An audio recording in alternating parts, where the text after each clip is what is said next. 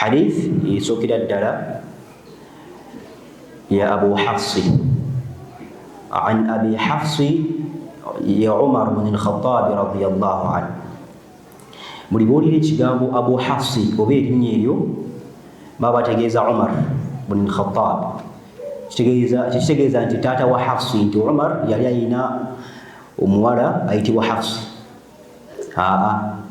أيو كنية اللقب كنية اللقب أبو حفص يلينا حفصة يلينا موالا أيتي وحفصة إلى يموى أمبك محمد صلى الله عليه وسلم يموى سهل حفصة بنت عمر بن الخطاب رضي الله عنه ني أبا ماني بفبروجي أبا حديث وجاء موسى من بيتاوي بين جاولون وميتا أبو حفص كنية اللقب إذن كنيمو أبو حفص كنية ذن الفاروق اللقب نكنيمو واجي بامو إنيريو يا أبو حفص ekigambo hafsi kitegeeza al asadu empologoma kati baamu erinnya ly'empologoma wansonga yali musajja w'amaanyi mu taarikhi y'obusiraamu. Umaru yalinnyanga efalaasi nga tagikutteeko yawukaka bubuusi kal asad nga bw'olaba empologoma kati bamu erinnya lya Abu Hafsi yani Abu Asad abalina ebitabo osobiwandiika bi'awnihi jalla jalaaluhu. Abu Hafsi yani Abu Asad taata w'empologoma. Baulamau lugha abamanyi b'ennimi y'Oluwarabu bagamba nti asadu empologoma kyekisolo kyokka ekirina amannya amangi era hafsi kitegeeza al asad empologoma. Then al faruq laqab nickname bagimuwa lwaki lianna Allah jalla jalaaluhu farraqa bihi bayna al haqqi wal baatil. Allah subhanahu wa ta'ala yayitiramu Umar bin al-Khattab okulaga abantu obubuze n'amazima. Farraqa bihi bayna al-haqq wal baatil. Allah yakozesa Umaru n'atulaga enjawulo y'obubuze n'amazima. Kyo bamuyita al-Faruq. Umaru al-Faruq. Umar al-Faruq. Kijjadde ekyo bwe yasiramuka yali awo nafuna amawulire nti wali omuvubuka bamuyita Muhammad sallallahu alaihi wasallam ayina eddiini empya gyaleese ate atusomesa mutuve ku masanamu gaffe ku bajjajja baffe. Nekinakuwaza Umar bin al-Khattab radiyallahu anhu. Umar kye yakola n'akwata safaari agende amutte sallallahu alaihi wasallam kubanga yali shujaa, yali musajja w'amaanyi nga wakiwago nga tayagala mizannyo. N'aleeta eniya agende ate Muhammad sallallahu alaihi wasallam. Mu safaari ye yatuuka mu kkubo n'asanga sahabi omu n'amugamba nti owaayi Umar olaga wa emisiri nga mingi. N'amugamba waliyo omuvubuka bamuyita Muhammad mbwali eyo ng'omusiraamu simanyi aze n'eddiini empya ngenda mumalawo. Omusajja n'ategeera nti omubaka waffe sallallahu alaihi wasallam ali mu matigga. Kyeyakola n'agamba Umaru nti owaayi nga tonnaba kugenda wa Muhammad kumutta waliyo famire yo sisitawo yasiramuka kad aslamat ukhtuk. Sisitawo yasiramuka ne bbaawe yani sisitawo ne mukodomiwo sooka ogende obakole kwabo nga tonnaba kugenda wa Muhammad sallallahu alaihi wasallam. Umar kyeyakola n'agamba nti kansooke nkole gundu sisita wange asiramuka atya atuswaza atya, n'asalawo agende amutte. Kati mu safaari osahabi ono kyeyakola okumugamba nti sooka ogende otte sisitawo, ekyo sharia tukikozesa nnyo okuwonya obulabe obw'amaanyi nga tujjawo obulabe obutono nti okutta Nabi Muhammad sallallahu alaihi wasallam kyali kigambo kinene kati nasalawo asseeyo banne bafe omubaka asigaleyo sallallahu alaihi wasallam era tufunamu ekyokuyiga omuntu bwajja nga ayagala amir oba muadhin oba imaamu waffe bagala mutwala kya mu sharia okuteekawo omwazini imaamu asigale nga waali kubanga imaamu wa mugaso nnyo okusinga ate fe abagoberezi saga nti ekyomwazini kubanga naye ayina ekifo ekinene mu busiramu kati omubaka Muhammad sallallahu alaihi wasallam ne bamutegeera nti ayina byasomesa Umaru nasalawo agende amutte kati Umaru batambula n'atuuka eri sister we we yatuuka wa sister we namugamba nti biki byempulidde ng'osoma kubanga yamuwulira omufunze wa kyafaayo yali ajja nasanga nawulira nga sister we asoma Quran al-Karim surat Taha kati namusanga ng'ali mu kusoma Quran al-Karim nga sahabi ayitibwa Khabbab ibn al-Arad. Khabbab ibn al-Arad yali musomesa wa sister wa Umar ibn al-Khattab radiyallahu anhu ni mukudumiwe webawulira entambula ya Umar tebula Umar bwayingira mu kifo timati amulege nti Umar atuuse mwenna mukitegeera kati bwawulira nti Umar atuuse ne bagezaako okwekweka awo nnyini sahabi neekweka Khabbab ibn al-Arad nasukana ya kava kati Umar bwayingira mu nyumba n'agamba biki bimpulidde by'osoma ebyo sibitekedde bulungi hamhama yakiyita hamhama ekyo kikolwa kya Quran al-Karim ebimu enkola ya Quran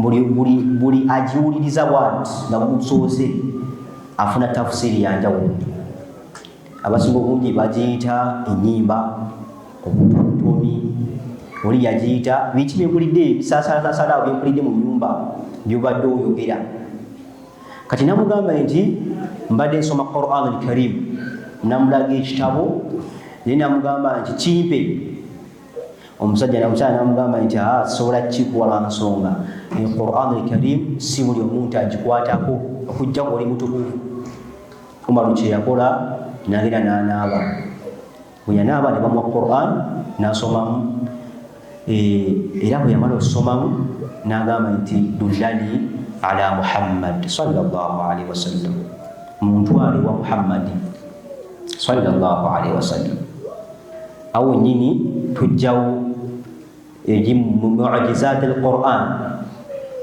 ebyenkizo oba ebyewunyisa bya Quran al-Karim Umar radiyallahu anhu yasiramuka ba'da sima'i kalamillah weyawuliza Quran nasiramuka kati oli sahabi kasa yawulira nti Umar ayagala siramuka n'avaayo gye yali yeekwese namugamba nti ya Umar wange Umar abshir njagala nkusanyuse nti bino byokola leero omubaka Muhammad sallallahu alaihi wasallam yabyogeddeko ennaku lejjo Umar namugamba maadha qala Muhammad yagambye eki Khabbab ibn al-Arad namugamba nti sami'tu Rasulullah sallallahu alaihi wasallam yaqul nawulidde omubaka wa Allah sallallahu alaihi wasallam ejjo ng'agamba nti Allahumma a'izza al-Islam bi ahadi umaraini yasaba dua ng'asaba Allah subhanahu wa ta'ala asitule eddiini y'Obusiraamu bi ahadi umaraini nga Allah yisirizaku omu wa Umar babiri omubaka sallallahu alaihi wasallam yasubiddwa Allah asitule eddiini yaffe Obusiraamu nga ayitidde mu Umar wameka ababiri يعني عمر الفاروق بن الخطاب رضي الله عنه لعمرو ابن هشام أبو جهل وأبو حكم tufunamu ki buli kagero tugenda kufunamu ekyokuyiga kyetufunyamu awo ndi kya mu sharia omwana Adamu mu kifo ky'okunenya abantu lwakunywa omwenge lwakucakala lwabwononefu bonna bumanyi ono soko lwebasomera edduwa kubanga omubaka yasomera Umar edduwa baada islami nga tannaba siramuka nagamba nti Allahumma ay Allah a'izza al-islam bi ahadi umarain o Allah taasa obusiramu buno busitule ng'oyisiriza kuba Umari bana babiri nga basomera edduwa si basiraamu naye ffe tetwasigaza wano okukafuwaza kuvuma kukakkanya abatali basiraamu omuntu n'asiramuka nga tetumutegedde bulungi ne mutandika omuvuma Allah atugeesezza empisa eziweddewaawo omu ku bayimbi yasiramuse ono muvubuka ow'emakindi ayina eitazman ali misikini nasiramuka ffe ne twogera bingi yasiramuse bufere bwati eyo byonna tebikirizibwa mu sharia Umar kasita yasiramuka bwati notambula naye kubanga ali ensiini gwoyisamu amaaso noyogera byoyogedde ayinza okufuka ensonga obusiramu bwaffe okubanga bw'amaanyi ne Umar yali waato yali munasanamu origino ng'ate ayagala nnyo sanamu lye ne Allah kasita yamuyita mu busiraamu n'agamba Muhammad sallallahu alaihi wasallam ne basahaba nti lwaki mwekwese nga muli basajja b'amaanyi musituke tugende tusomese obusiraamu era Umaru yali mpaaji nnene nnyo mu kusomesa obusiraamu daawa y'obusiraamu e Makka ne bavaayo ne basomesa obusiraamu e Makka era ne busaasaana lwa Umar eyali omujeemu radiyallahu anhu warda oyo nno gwenjogerako eyayita hadithi eno gye tuliko an abi hafsi Umar bin al-Khattab radiyallahu anhu hadithi baku Abu Hafs Abu Asad tata we empologoma Umar bin al-Khattab radiyallahu anhu arusomesa tugamba nti sami'tu Rasulullah sallallahu alaihi wasallam yaqul nawulira omubaka Muhammad sallallahu alaihi wasallam ng'agamba innamal a'mal binniyat tugenda kunaako kokka inshallah obudde bwatuwadde obutono innamal a'malu binniyati kitegeeza ki innamal ibadati binniyat mazima emirimu gyonna gye tukola Allah subhanahu wa ta'ala agisasula ng'asinziira ku nniya yaffe omuzungu akiyita intention eniya yo era olunaku olwaleero insha Allah tugenda kwejjukanya ku kigambo ekyo tugenda kola sharh ekigambo ekyo bi'awnihi jalla jalaaluhu Imamu Nawawi yagireeta mu hadithi n'agifuula hadithi number 1 era bw'okola research ennungi bamuhaddithuuna abasinga obungi abasheekhe waffe abahadithi hadithi bagiyitanga nnyo mu bitabo byabwe nga Imaamu Bukhari fi Sahih al-Bukhari yagireeta Imaamu Muslim yagireeta hadithi nkulu nnyo mu bulamu bwaffe kubanga Imaamu Ahmad ibn Hanbal yagamba nti eyo hadith ye thuluthul Islam hadithi ya innamal a'mal binniyat ye thuluthul Islam 1 is a third of Islam kimu kyakusatu ekyobusiraamu kitegeeza nti bw'oba ogitegedde oba olina kimu kyakusatu ekyobusiraamu Imam Shafi'i n'agamba nti yo hadith tadkhul fi 70 baban eyinjiramu emiryango 7 eza fiqhi kitegeeza nti hadithi nkulu mu bulamu bwaffe ye thuluthul Islam nga kama qala Imam Ahmad ibn Hanbal then thuluthu eyokubiri ye hadith Aisha radiyallahu anha wa ardaha egamba nti man ahdatha fi amrina hadha ma laysa minhu fahuwa rad einayo kimu kyakusatu ekyokubiri kati waliyo ekyokusatu kisembayo ye hadith ya Nu'man bin Bashir radiyallahu anhu egamba nti inna alhalala bayyin wa inna alharama bayyin wa baynahuma umuru almushtabihat kati ezo hadithi esatu zimalayo obusiramu bwonna bw'oba nazo alhamdulillah obusiraamu bw'obuyina obwajjuvu. Kati hadithi gyetuliko omukulu nnyo, Imaamu Nawawi amanya ge Nu'man ibn Sharaf an-Nawawi, gamanya gamatuufu ag'obuzaali. Nga tonnabakola sharuh ekitabo kyonna, kiba kirungi nnyo n'osoma eyakiwandiika yaani okwewala ensobi, ye Yahya ibn Sharaf an-Nawawi, mutabani wa Sharaf omunawawi. Lwaki bamuyita Nawawi? Lwa nsonga yazaalibwa mu kifo ekiyitibwa Nawa e Syria. Nawa e Syria. Abasinga obungi babazaalira e Syria naye mu Damascus,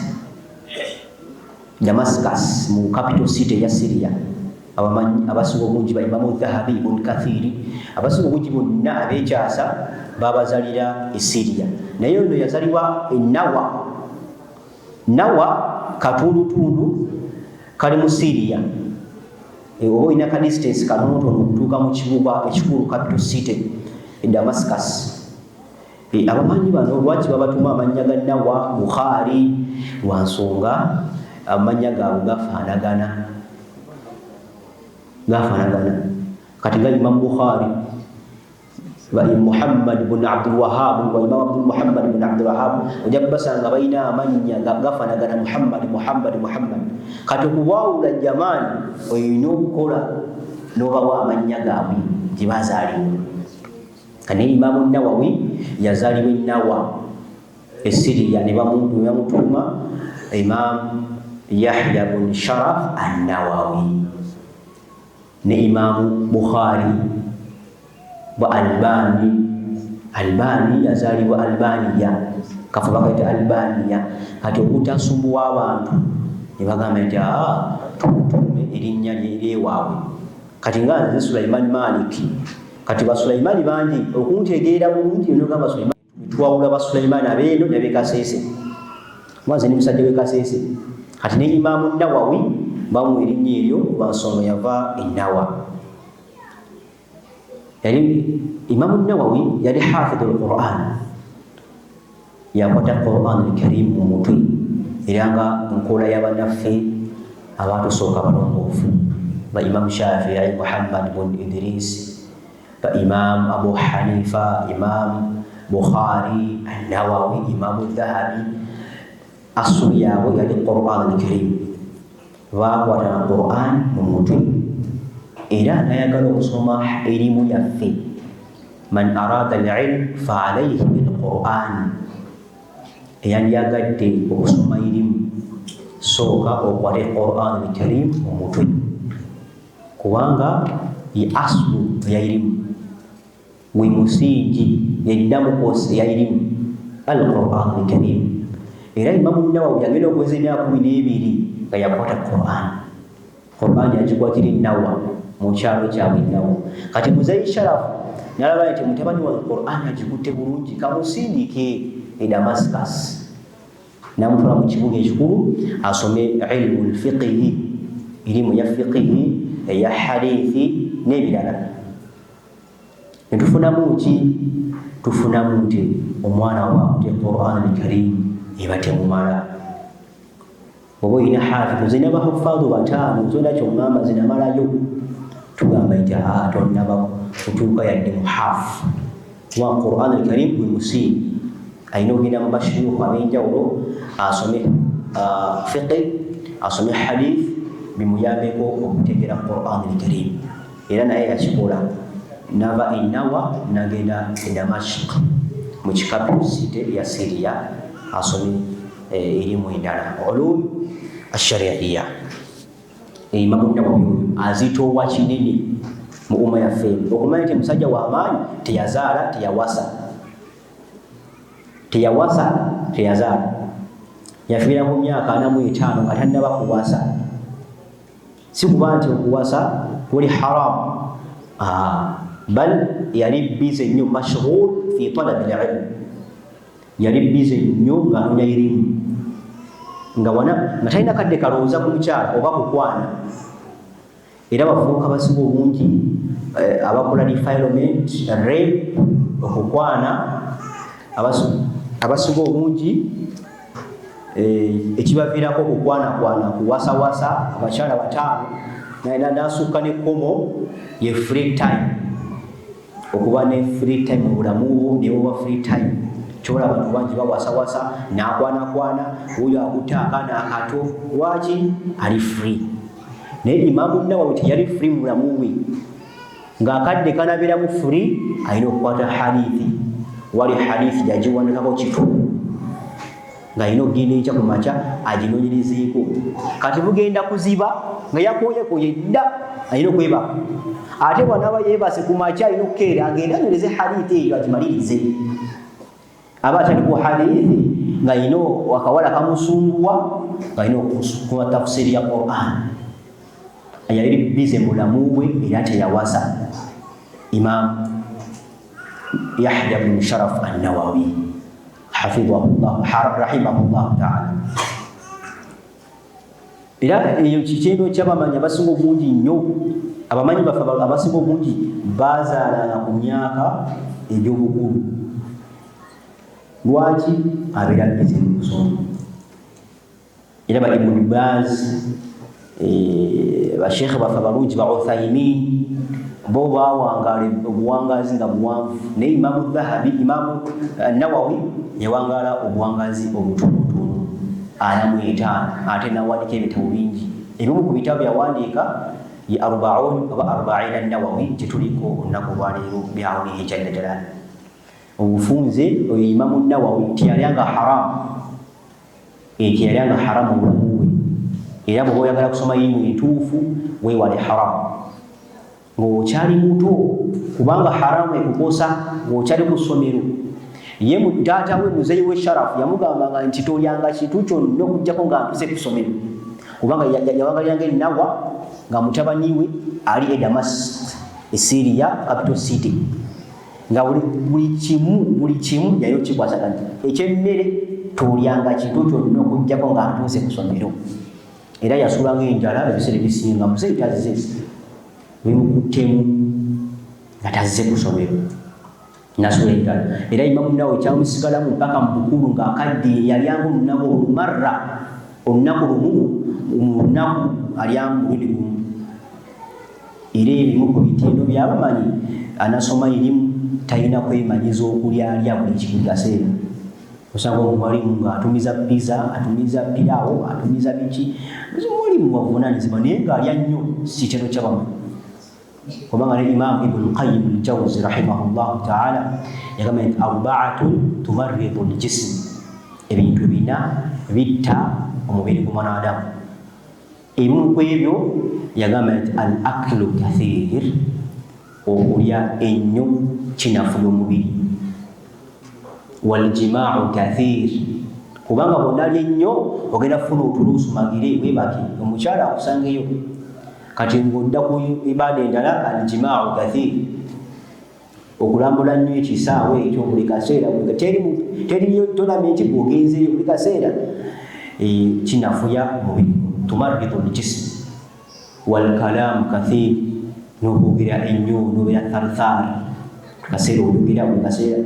Omusajja ayogera tasirika, mulonga n'omuntu nga yayogera nnyo oyo aba mulwadde w'omubiri. Kati anasoma irimu eno talina kubanga alyalya nnyo n'okwogera ennyo. Abadamu boogera nnyo, era mu kwogera ennyo kyakabenje nnyo muleme gwaffe guno. Omuntu najja nga yenna ayidde erimu yonna emwokya bw'ati yakava gy'avudde eyo najja natandika okwogera ebitakwatagana. Kirungi omumanyi yenna alina okuba nga ayogera kitono, toyogera bingi. Al-kalaamu kathir tumarridu al-jism. Era tekiviirako abantu bangi okuwaba, bangi bawabye nnyo. Naleeta fatwa nga nnene bweti gemusinga ne hate, n'agikasuka mu bakadde wazee. Naleeta fatwa nga nnene bweti nga nnene gemusinga n'obukulu. Nawe ekyo oba oli wakwogera ekigambo kyonna ng'olaba nti kituufu naye nga kigenda kukosa umma n'obusiraamu bwonna n'abasiraamu, tugamba nti ekisinga obulungi okukireka. Nga kituufu olina obujulizi obukyogerako kireke bw'okiba kigenda kukosa umma. kyesonyi n'ogamba nti olunaku lwa Christmas tokkirizibwa otunda nyama bw'oliwa bucha totunda nyama n'ogiwa oyo ali musiraamu kati leka bwe bityo katola kukozesa obwongo oba ogenda kwemenya kati bwekibaawo nga naye ku Idi kubanga abasajja bwe balina ente zisobola kugirima embuzi basinga ente n'embuzi kati naye ku Christmas n'agamba ku Idi n'agamba nti nange sigenda baguza ente zange olaba bw'osubwa ibaada eya dhabuh ibaada y'okusala ebisolo ogenda gisubwa kubanga nanyini ebisolo tabitadde sigenda biguza periodi ya Idi sigenda bibawo lwaki anti naffe baatukana okutuguza ennyama yaabwe ku Christmas kati waliwo fataawa ezizza ng'olina ozeesonyiwa ku lwa Allahu jalla jalaaluhu ng'olina osengeja ebigambo n'ogamba nti bino bisaana wano bino bitebisaana wali emmere ya Christmas ezze mubaliwe oba ojirya tuli musiraamu obafaanana nti iwe bannange niwewunya wabijjeewa bisomye kuba Sheikh Ibn Baz wa Uthaymin tugamba nti abo basajja bakulu nnyo tubawonya ebitiibwa naye Ibn Baz gwoliko ne Uthaymin ebbanga lyamaze ku duniya tabangako neneiba atali musiraamu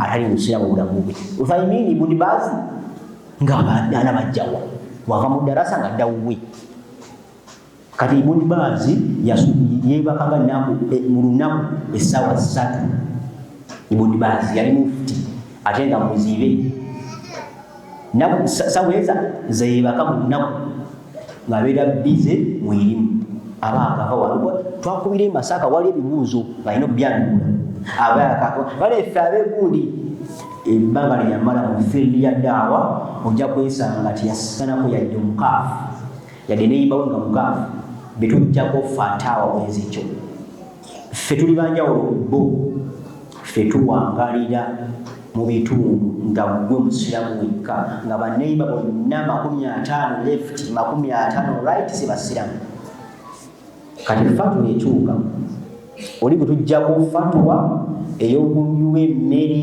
ey'okukola ki tamanyi talina neiba atali musiraamu no awangalidde mu irimu nga mikwano gye bashiyo banaateera ekyokubiri ensi gyawangaliramu ya busiraamu kizibu nnyo okusanga atali musiraamu ate amateeka geerega busiraamu ffe wano mukama waffe yatutwala era kyaleeta kyekyo bw'asalawo nagamba teri kusala Idi teri agenda kiwakanya katisinziira wagyolesa ekigambo tufunamu ki tufunamu nti omumanyi anaasoma irimu ebigambo ebirina okuba bitono nnyo okusingaku entegeera kikulu ekyo era Imaamu An-Nawawi yali musajja nga alya kitono ayogera kitono innama al-a'maalu binniyaati tutandise mazima emirimu gyaffe gyonna Allah subhanahu wa ta'ala agisasula atwemperaza emirimu gyaffe ng'asinziira ku nniya gye tulina obumalirivu al-a'mal awaliyo bigambo binene alf walla lil-istighraq kama qala al-ulama al-lugha abamanyi balugha bagamba nti kasula alf lillam ku kigambo kya al-a'mal bategeeza emirimu gyonna si ibaada zokka nti okusala kusiiba yokka nedda wabula emirimu gyonna alfu walla al-istighraq yani emirimu gyonna kusala kwebaka kusiiba byonna singa yagamba nti inna amalu oba inna a'mal nga tekuli al twanditutte ibaada zokka naye yagamba al-a'mal alif wallam lil-istighraq yani nti aniya tadkhul fi al-ibada tadkhul fi al-a'mal ta'abudiyya wal-jibiliyya kikulu ekyo al-a'mal ta'abudiyya wal-a'mal al-jibiliyya النية هينجنا mu mirimu egya ibaada tetumanyi kusaala kusiiba n'ebirala waljibiriya n'emirimu egya bulijjo okulya okwebaka okwegatta n'abakyala ezo zonna nature obutonde bwa wanadamu kulobudde kansooke kino ekya jibiriya kubanga tuyinza obutafuna akaddala ekibuzaabuza eniya eyingira mu mirimu gyaffe egya bulijjo egya nature okwebaka okulya aada di tugayiru al-aada ila al-ibaada eniya ekyusa enkolayo n'egifuula ibaada ng'okwebaka osobola okwebaka nga niyayo weebase mangu okeere osale subuh mu jamaa weebase mangu okeere osale tahajjud n'ofuna embeera eyo oba ogikyusiza min al-aada ila al-ibaada tuli ffenna bakadde bange nti okwebaka n'okukyusa ne kufuuka ibaada oba okulya amakandi nfune amaanyi agasaala n'olya ofune amaanyi akolaki ofune mpeera za ibaada naye bw'olya buli nga bulijjo aada tofuna tuli ffenna bakadde bange bw'osalawo oyibaka kalbahima ng'ekisolo era olujja kuba nga kisolo tugenda kufuna mpeera naye bw'oyibaka n'eniya egamba nti kaneebake nfune akadde mpulemu nzukuke nsale subuh ofune empeera ezo kati kye bayita jibiriya eniya esobola okuyingira mu aada tugayiru al-aada ila al-ibaada ekyusakyusa enkolayo eya bulijjo n'egifuula ibaada ng'okutambula olweta niya ntambule nga ngoberera amatya g'obusiraamu amaaso gali wansi ojja kwesanga era ojja kufuna mpeera z'okutambula nkeere ku makya ngende nkole buli bwogera ku makya n'ogenda ku mulimu nga tolina niya eya ibaada tofuna era ojja kweta niya nti niya eno ngenda kukola nonyeza abaana bange ekyokulya ngenda kukola nonyesereza halaali fa inna nabiya allah daawuda alayhi ssalam kana yaakulu min amali yadihi daawud yalyanga ng'asizidde ku ntuuyo ze era nja kwawukana n'abawali babagamba nti baseeka tebalina kukola nti lulina olutula butuuzi wano ne tusomesa ne mutuwa sikituufu abawali balina okukola lwaki fa inna nabiya allah daawud alayhi ssalam kana yaakulu min amali yadihi yalyanga agenda n'alima n'afuna sente n'alya kati bw'oleeta niya ng'ogenda ku mulimu ng'ononya riziki eya halal oliise abaana bw'ewaka ofunamu empeera tuli aljibiriya mbikutuddemu bibiri ebiri tubitegeere nti niya esooka okuyingira mu kifo nga taabudiya nga kyayibaada ng'eswala wasiyaamu waghairi wasadaqa netugamba nti era esooka okuyingira mu kifo eniya n'ofuna empeera gy'eniya eyo aljibiriya byetuliko nga bya bulijjo ne bifunamu empeera obujulizi tubujjawa hadith mbaka muhammad sallallahu alaihi wasallam yabuuza abasahaba araaitum law wadaaha fi harami mulaba mutya omuddu oyo okulaba nga obwerere bwe nabuteeka mu haramu awo njagala awo kubanga omubaka muhammad sallallahu alaihi wasallam yagamba nti wa fi bud'i ahadikum sadaqa wa fi bud'i ahadikum sadaqa n'okwegatta ne mukyalawo n'ogendako mu kisaawe ofuna mpeera tuli ffenna buli bwogenda eri mukyalawo mu kisaawe ofuna ki mpeera si buli omu nti afuna mpeera ezo si buli omu nti akola ki afuna anafuna empeera yoyo alina niya nti ngenda ew'omukyala wange nkuume ensa n'ekitiibwa kyange n'obwetaavu shahawa zange ofuna mbeera. Naye bw'ova eri simanye kaseese mu safaari oli mudereva wa fuso oluuse wakasabwa nnyo empewo ekususeeko oyingidde buyingizi mu buliri tofuna atofuna. Era wafuuka basiba obungi eyo hadithi twagitegeera nnyo.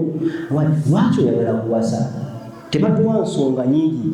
Oseeka okimanyi nti mwagamba nti buli bwenyiza booti mpeera, buli bwenyiza booti mpeera, buli bwotiga mpeera tofuna mpeera okujja kulinaki aniya. Lwaki ogenze mu kisaawe nnema okuteeka mu haramu? Kubanga mbadde n'obusobozi obugenda mu haramu nengula omukyala gye babatunda eyo negenda mu haramu naye nensalawo mbireke yonna zijja mu halaalu. Awo aljibiliya okwegatta n'omukyala nekyala naye ogijjemu ada n'ogifula ibaada biniya. Lwaki? Lwa niya. Jibiliyi wa fi bud'i kitegeeza alfarj obwere bw'omukyala. Naye bw'ogamba bid'i oba okyusiza meaning mu lulimi oluwarabu. Olina okugerereza nnyo batulabu lilm. Wa fi bud'i bilbaau ya dhamma oteekako kasra bid'i kitegeeza birala. Eyo adad osoma adad ez'okubala from 1 okuva ku emu mpaka 9 bakiyita bid'i. Kati olina okwegereza nnyo ng'osoma hadithi ezo. Wa fi bud'i ahadikum sadaqa, buli bwegatta n'omukyalawo ofuna embeera. Naye oba tolese niya tofuna. Eno egire eri abasajja abakulu, olina okuleeta niya. Ate niya tebajogera bwogezi. Mahali eya niya fi qalbi, eri mu mutima omwanadamu. Kubanga Allah subhanahu wa ta'ala atugamba mu Qur'an al-Karim Surah al-Baqara, lillahi ma fi samawati wa ma fi al-ard wa in tubidu ma fi anfusikum aw tukhfuhu yuhasibukum bihi Allah. Wa in lillahi ma fi samawati wa ma fi al-ard wa in tubidu ma fi anfusikum aw tukhfuhu yuhasibukum bihi Allah. Yagamba Allah nti byonna bibi ebiri mu ggulu ebiri mu nsi byonna bya Allah subhanahu wa ta'ala. Ne bw'okola omulimu gwonna ne n'ogweeka yuhasibukum bihi Allah, n'ogulaga oba n'ogugweka Allah akola ki? Agubala. Kati jibiliya ekyo tukivuddeko. Ekyokubiri waliyo ta'abudiya nga niya ye tadkhul fil ibada, nga eniya eyingira mu ibada. We wali ekinyusi awo, niya neyingira mu ibada. Mathal ng'eswala, kati niya bwe wayingira mu ibada eyina emiteeko ebiri. Waliyo aniya tadkhul fil ibada aw fi a'mal ta'abudiya qasdan wa tamyizan. Tugende mpola tufunimu. Eniya eyingira mu ibada ati kusaala kusiiba emirundi emeka? Ebiri. Qasdan sukira ddala ekigendererwa.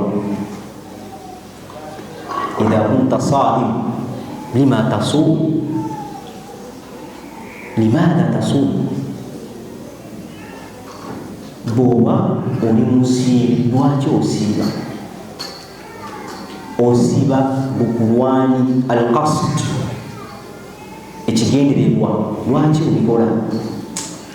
Idha kunta qari'u al-Qur'an, oli musomi wa Qur'ani bulungi, osomerani Qur'an.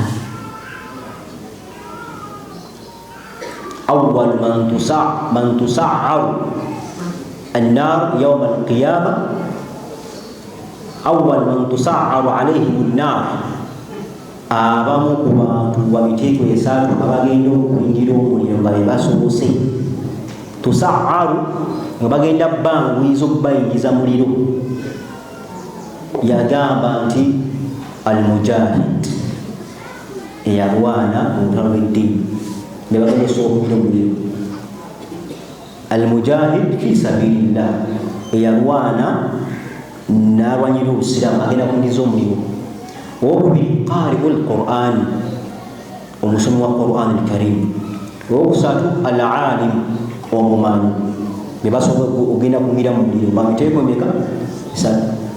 Mujahid fi sabilillah, alim, omumanyi, wal qari, eyasoma Qur'an al-Karim.